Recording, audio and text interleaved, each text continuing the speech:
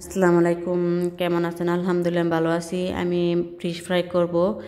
আর মাছটা আমি আগে মেরিনেট করে ফ্রিজে রেখে দিয়েছিলাম নর্মালে, তাই আমি মাছটা আস্তে আস্তে ভাজতেছি।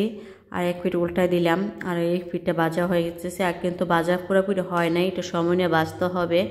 আর আমি মাছটা উল্টায় দিয়ে আমি আবার একটু মশলা দিয়ে দিছি, আর একটু লেবু রস দিয়ে দিছি। লেবু রসটা দিলে টেস্টে ভালো আসে, আর মাছটা যত ভালোভাবে ভাজা যাবে ততই মাছটার টেস্টে ভালো আসবে। আর আশা করি ভিডিওটা আপনাদের কাছে একটু ভালো লাগবে। আর এটি হচ্ছে ইতালিয়ান মাছ। এই মাছটা ফ্রাই করে খেতে অনেক মজা হয়, আর আমরা প্রায় মাঝে মাঝে ভাজা খাই। আর এই মাছটা হচ্ছে মাঝারি, আর বড় সাইজ মাছ পাই নাই, তাই এই মাছটা ফ্রাই করতেছি। আর আমার মেয়ে, আপনাদের ভাইয়া, আমার ছেলে মাছটা অনেক পছন্দ করে, আমিও পছন্দ করি ফ্রাই করে খেতে।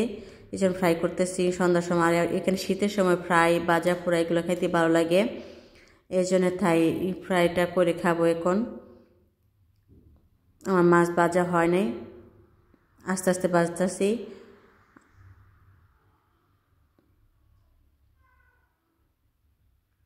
আমি কিছুক্ষণ পরে মাছটা উল্টে দিলাম। এই যে দেখেন মাছ ভাজা হয়ে গেছে, তারপর নামিয়ে ফেলবো কিছুক্ষণ পরে। আর ভিডিওটা এ পর্যন্তই। ভালো থাকবেন, সুস্থ থাকবেন। আল্লাহ হাফেজ।